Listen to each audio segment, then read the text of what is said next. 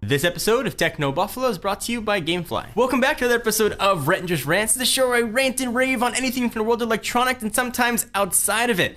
I read a ton of online sites and physical print media that have to do with consumer electronics because I love it. It's my passion. And I read all the reviews on pretty much every phone that comes out. Way more reading than I should, and I'm starting to see a very disconcerting trend of lack of ethics that go into these reviews. So I want to talk to you about it and see what you think. This is Rhett and Just Rants. Let's go ahead and get started.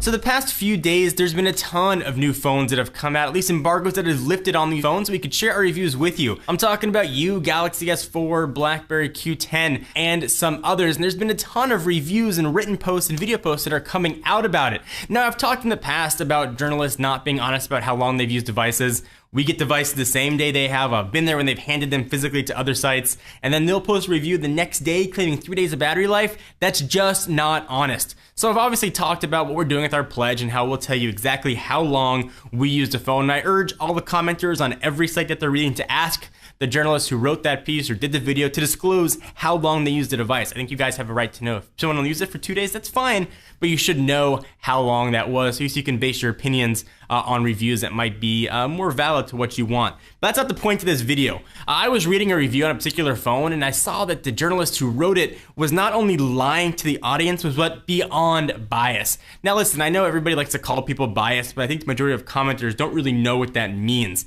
You know, I can say when I do a head-to-head, I like the HTC One better, the Galaxy S4 better. That's not bias, that's based on opinion. And those are two very different things. Anybody who does this for a living has an opinion going in. Now you try and keep that as far removed from as possible and see the positives and see the negatives and keep yourself sort of as level as you can, but there are always opinions there. When I'm talking about bias though, is when you view a device and you claim that you can see pixels on a screen that has a higher PPI than the human eye can see, you are lying.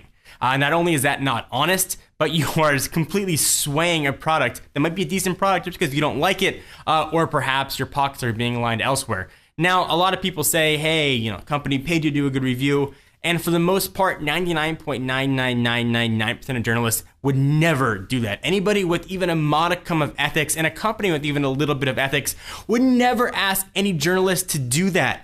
But I will say there are some few that will do it, and it's very easy to find who those people are. For example, if you go to a particular site and you see their site is completely blanketed with advertisements for a particular company, and you check that review of that product, look at it for biases. If they're blanketed with ads for a company and review another product from a competitor, read those reviews and read them very, very carefully. Something I've been feeling for a really long time. Since I got a show called Rants, I want to rant about it. Now listen, I'm not saying my reviews are perfect. They are far from it. You guys have a right to call me out on things you disagree on. And I appreciate when you do, especially when they are valid. For example, when I did my first impressions on the Galaxy S4, I said that it didn't look like some of the features worked very well. It turned out I wasn't waving my hand over the sensor. And because that wasn't my full review, when I did the full review, because I used the phone for a week, I was able to correct that. I appreciate that kind of thing. So if you guys go and read reviews and you're seeing things that look a little fishy and seem a little odd, call people out in the comments. We can change the way technology is being reviewed.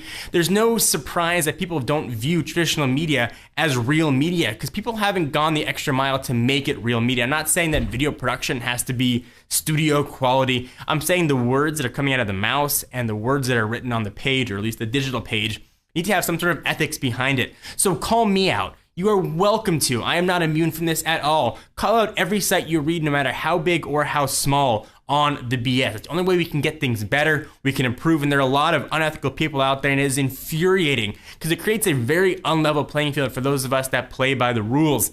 Have ethics with what you do in your career. Have ethics what you do and how you comment. Have ethics what you do in general. People just don't have it, and it's really gotten me upset. So I wanted to rant about it, get it off my chest. You guys agree or disagree, let me know. And again, I'm not saying I'm immune to any of this. I make mistakes. I certainly sometimes can have biases, though I try to keep them as far away as possible. Ask people the questions you want to know. Ask me the questions you want to know. If I don't disclose something that you want to see, ask me. And keep asking it until I see it. It's the only way we're going to get an improved quality. And I think that's not just true for technology, but for everything in general, for all of media.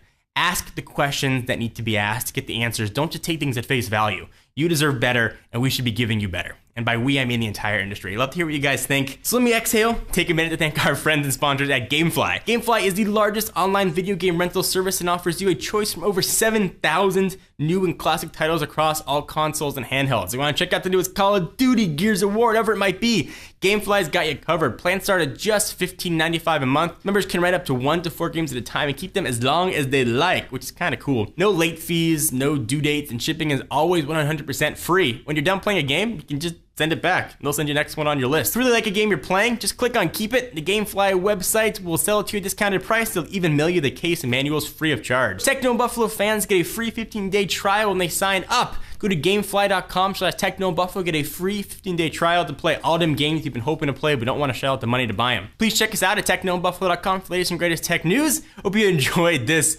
very angry episode of Rhett and Just Rants. I'll be back next week, hopefully with a bigger smile on my face. I'll see you guys in the next video.